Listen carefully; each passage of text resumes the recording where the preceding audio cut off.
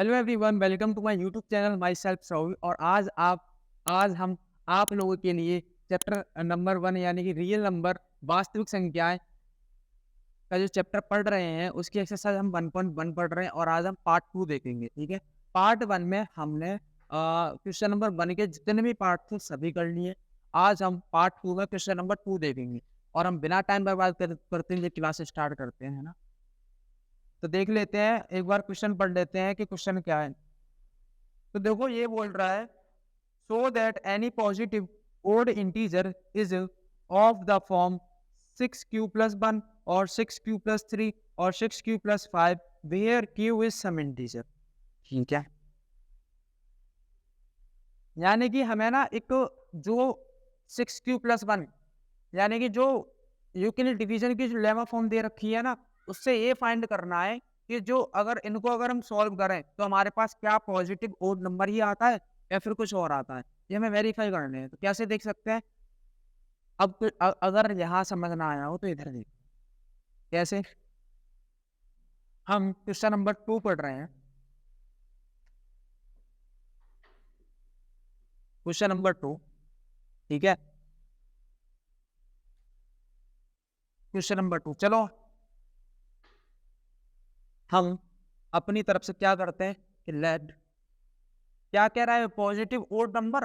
तो हम अपनी तरफ से मान लेते हैं कि let a is positive number. हमने ओड नंबर नहीं माना है, क्या माना है? Positive number. ठीक है, हमने ए को क्या मान लिया? पॉजिटिव नंबर मान लिया। दूसरी बात हमने ये मानी कि let a b divided by क्या? किससे?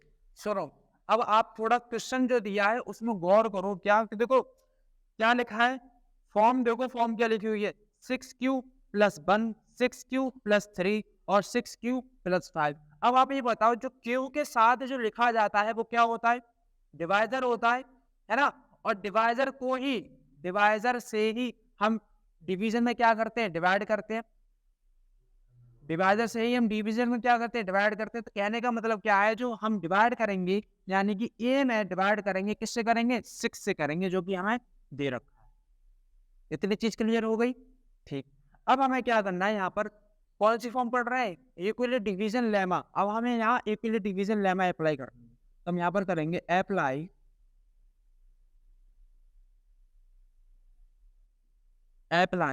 यूक्लिड डिवीजन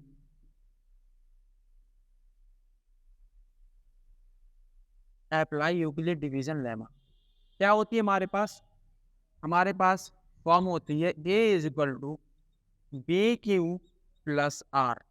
ठीक है, और इसमें हमने पहले में जब पहली क्लास हुई थी तो हमने क्या खास बात पढ़ी थी वहां पर, कि जो रिमाइंडर होता है यानी कि जो पहली बार तो जो a होता है वो हमेशा किससे बड़ा होगा? b से हमेशा बड़ा होगा। ठीक है, और दूसरी बात हमने ये पढ़ी थी कि जो रिमाइंडर होगा या तो वो बड़ा होगा या बराबर होगा किसके? 0 की।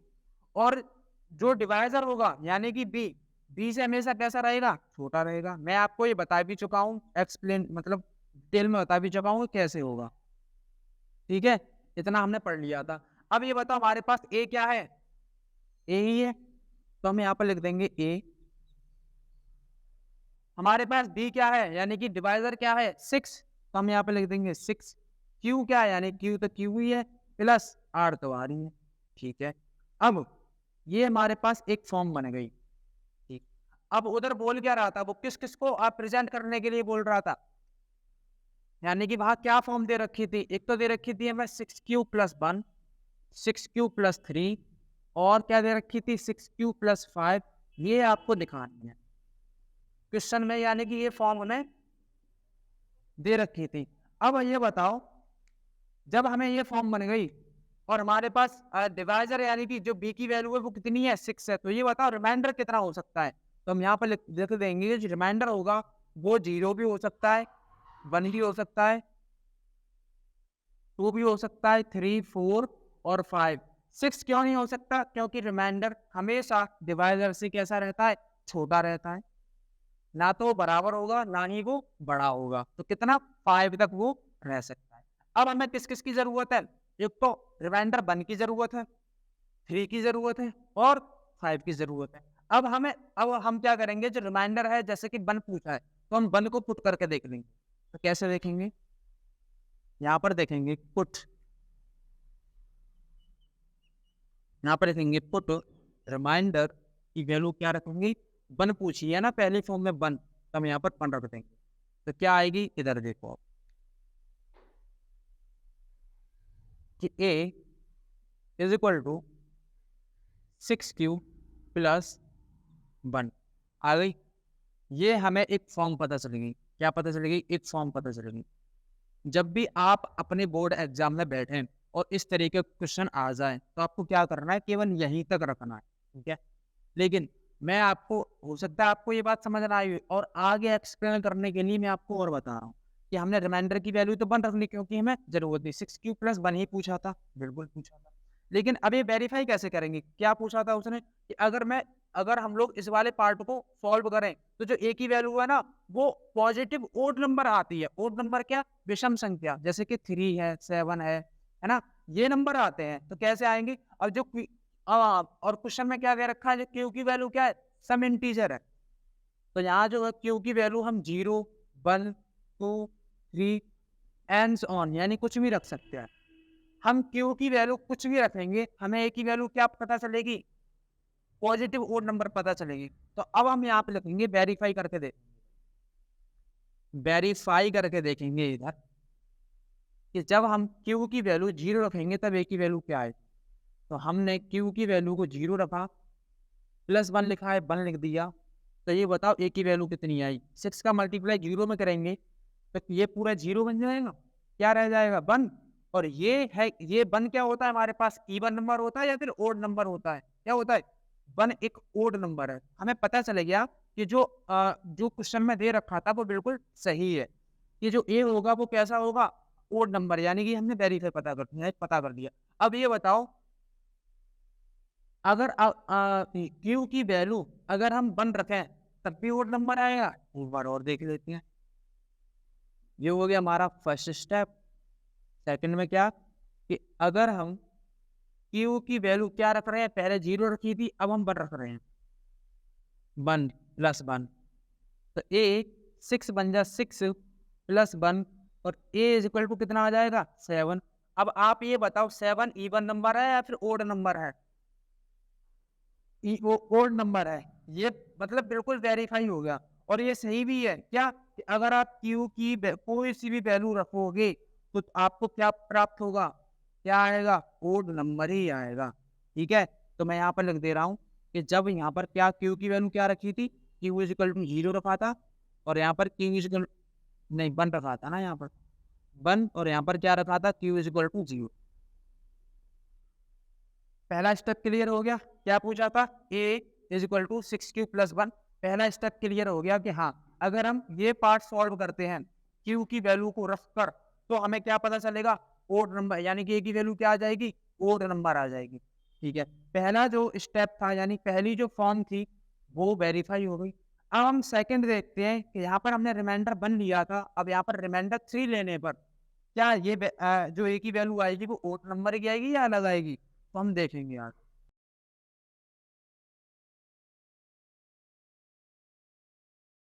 यहाँ तो रिमाइंडर क्या लिख सकते हैं, 0, 1, 2, 3, 4, 5, है ना, ये तो यही लिख सकते हैं। अब यहाँ पे हमें क्या करना है, पहले हमने रिमाइंडर क्या लिया था, हमें रिमाइंडर 1 की जरूरत थी तो हमने 1 ले लिया। अब हम रिमाइंडर क्या लेंगे, 3। अब हम यहाँ पर देखेंगे क्या पुट करेंगे, कि पुट रिमाइंडर 3।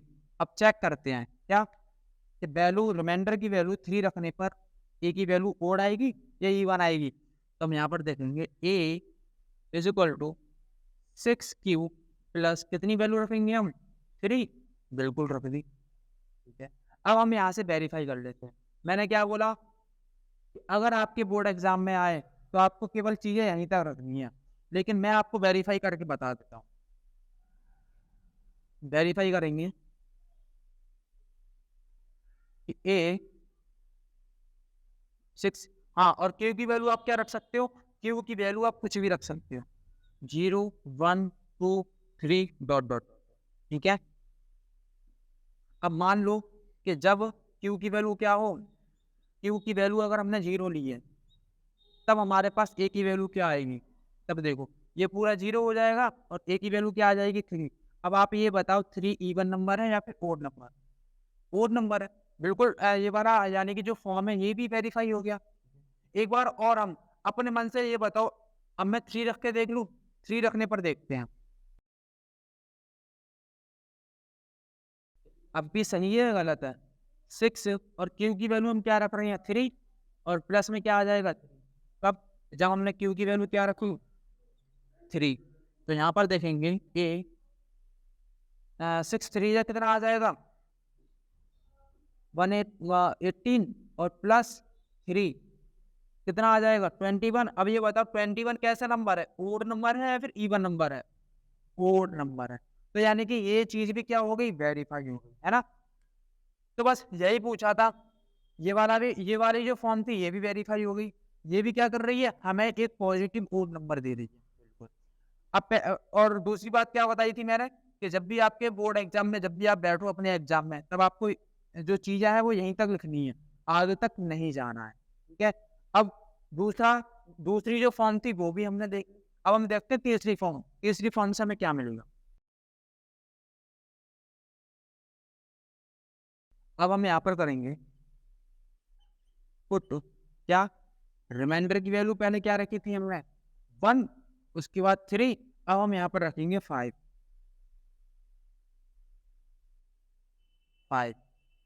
तो क्या आ जाएगी,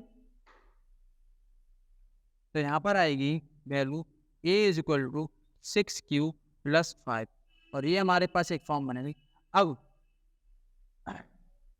इतना करने के बाद छोड़ देना है आपको, अगर मन करे तो आगे वेरीफाई करके भी दिखा देना है, गलत कुछ भी नहीं होगा। तो यहाँ पर हम करेंगे वेरीफाई, क्या, कि जब हम q की वैल्यू अगर 0 रख दें, तब a की वैल्यू ओड आएगी या फिर कुछ और आएगा, तब क्या आ जाएगा, 5, और 5 कैसा नंबर है, ओड नंबर है। क्या किया था, जब q की वैल्यू कैसी रखी थी हमने, 0 रखी थी। अब दूसरे स्टेप में a 6 इंटू, और k की वैल्यू अगर हम 1 रख रहे हैं, तब क्या आएगा भाई, q की वैल्यू हमने 1 रखी है, क्या आएगा देख लो इधर, 6 बन जाए 6 प्लस 5, और a इज इक्वल टू कितना आ जाएगा, 11, और 11 कैसा नंबर है, ओड नंबर है। यानी कि ये चीज भी क्या हो गई, वेरीफाई हो गई, ठीक है। तो यानी कि ये तीनों नंबर हमें क्या देते हैं, एक पॉजिटिव ओड नंबर देते हैं, ठीक है। तो अब हम यहाँ पर लिख देंगे अपना कि कंक्लूजन हमें क्या निकला, तो हम इधर लिख देंगे कि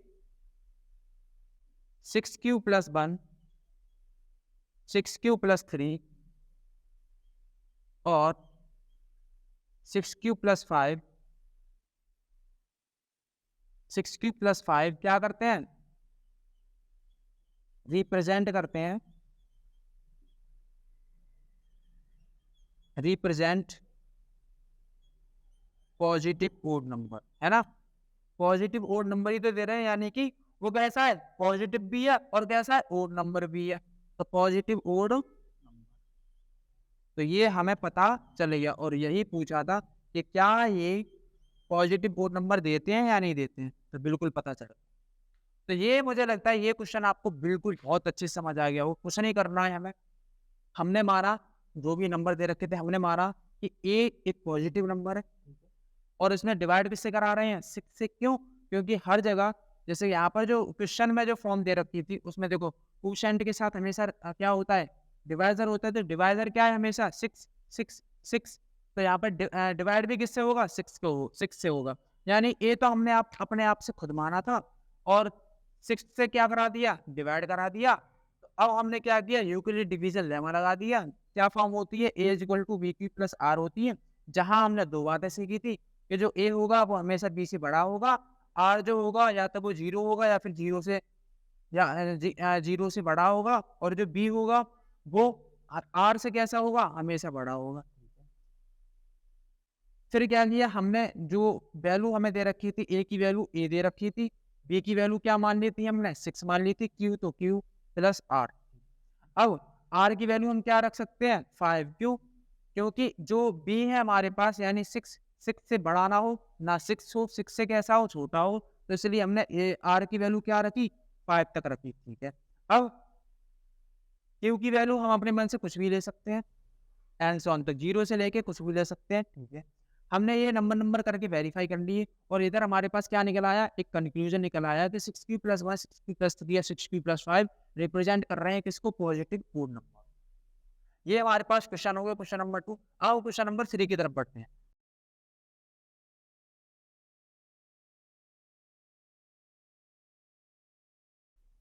एक बार सभी लोग क्वेश्चन नंबर 3 देखो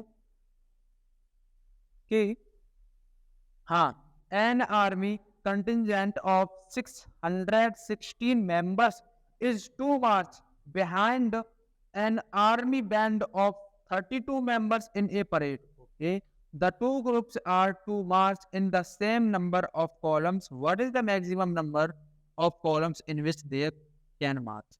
मतलब वो ज्यादा से ज्यादा नंबर पूछ रहा है कि एक ही लाइन में कितने मेंबर्स बराबर परेड कर सकते हैं। तो देखो सिंपल क्वेश्चन है, कितने मेंबर्स दे रखे हैं, एक जगह दे रखा है। क्वेश्चन नंबर 3 देखो, ऐसे करके देखो, बड़ा सिंपल है, कुछ नहीं करना। हमें एक जगह मेंबर्स दे रखे हैं 616, बिल्कुल, एंड क्या दे रखे हैं 32 मेंबर्स। अब ये वो यानी कि वो वाली फॉर्म बन गई जो हमने क्वेश्चन नंबर 1 में देखी थी, कि जब हम क्या निकालते थे, HCF निकालते थे, क्या निकालते थे, HCF निकालते थे, ये वो वाली फॉर्म बन गई। तो मैंने HCF निकालने का क्या फॉर्मूला बताया था, मतलब सबसे पहले क्या सोचने के लिए बताया था, तो मैंने ये सोचने के लिए बताया था कि जब भी आपको 2 नंबर दे रखे हो तो उसमें सबसे पहले आपको ये देखना है कि कौन सा नंबर बड़ा है। तो कौन सा नंबर बड़ा है, तो यहाँ पर हम लिखेंगे 616 ग्रेटर देन 32, ठीक है। जो बड़ा होता है वो उसको क्या मान लेते हैं हम, ए, और जो छोटा होता है उसको क्या मान लेते हैं हम, बी। अब हम यहाँ पर क्या कर देंगे, अप्लाई, हाँ, अप्लाई यूक्लिड,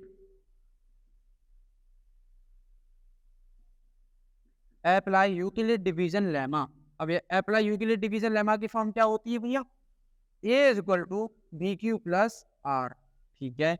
अब ए क्या है हमारे पास, 616 इज इक्वल टू बी क्या है हमारे पास, 32। अब यहाँ क्यू और आर कहाँ से लेके आए, तो नहीं पता, तो कैसे, 32 का हम डिवाइड करा देंगे किसमें, 616 में, कराओ कितनी बार जाएगा, हाँ, 61 में 32 का मल्टी वो डिवाइड कराओ कितनी बार चला जाएगा, एक बार, कितना आ जाएगा 32, ठीक है। कितना रह गया इधर, 11 में से 2 गया 9 रह गया, 5 में से 3 गया 2 रह गया, 6 को हम कैरी कर लेंगे माइनस। अब ये कितनी बार जा सकता है, मेरे हिसाब से 9 बार जा सकता है। देखो 9 टू जा 9 टू जा आ जाएगा 18, यानी 1 कैरी हो जाएगा,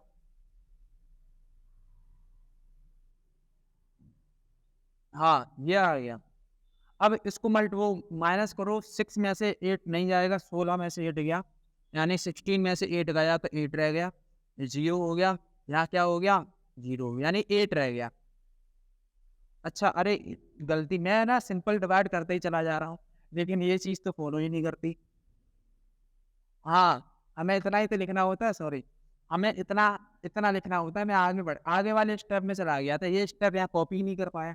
हाँ, तो क्या हुआ, हाँ, हमें लेमा फॉर्म में लिखना है, डिवीजन लेमा फॉर्म में कैसे लिखना है, हमारे पास ए क्या दे रखा था, ये हमने यहाँ लिख दिया, बी क्या दे रखा था, लिख दिया। अब हमें क्यू पता चलेगा, बिल्कुल पता चलेगा, क्यूब क्या है हमारे पास 19, प्लस रिमाइंडर क्या बच गया हमारे पास 296, ठीक है। अब हमें इस न्यूक्लियर डिवीजन लेमा फॉर्म में क्या पता करना होता है कि जब तक रिमाइंडर 0 ना आ जाए तब तक शांत नहीं बैठना है। तो अब हम क्या करेंगे, इस डिवाइड को और आगे बढ़ाएंगे, तो यहाँ क्या हो जाएगा, हाँ,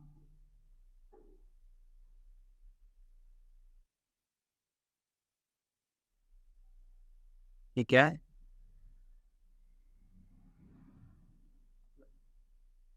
अरे सर, यहाँ 280 तो लिखा ही नहीं। 280 कितना बच जाएगा यहाँ पर रिमाइंडर? यहाँ पर रिमाइंडर बच जाएगा 8। हाँ, तो रिमाइंडर 8 आएगा ना यहाँ पर। क्या ये लिख रहा हूँ मैं? हाँ, तो 8 बच गया। अब हमें इस डिवाइड को और आगे बढ़ाना है। कैसे? 32 डिवाइड क्या हो जाएगा? 8 हो जाएगा। अब 8 से कितना पूरा पूरा चला जाएगा। कैसे? 32 माइनस करना, रिमाइंडर क्या बच जाएगा? 0। अब ये नई कंडीशन यानी कि नई लेमा फॉर्म बनेगी, न्यू लेमा फॉर्म। कैसे? देखो, ए क्या है हमारे पास? 32, ठीक है। बी क्या है हमारे पास? 8। और क्यू क्या है हमारे पास? 4, ठीक है। प्लस रिमाइंडर क्या बची हमारे पास? 0। वो जो किया था पहले ये सही था, यहीं तक होगा, ठीक है। रिमाइंडर 80 आएगा। अब क्या आएगा हमारे पास रिमाइंडर में? 0। और ये हमारे पास फाइनल स्टेप होता है कि जब रिमाइंडर 0 आ जाए तो आपको वहां ये सोचना है कि जो डिवाइजर था वो कितना है। तो डिवाइजर यहाँ पर कितना है? 8 है। कितना है? 8 है। और जो डिवाइजर होगा वही क्या हो जाएगा? HCF। तो ये हमें पता चल गया इसके HCF। क्वेश्चन नंबर हम 3 भी पूरा कर चुके। अब हम बढ़ते हैं क्वेश्चन नंबर 4 की तरफ। Question number 4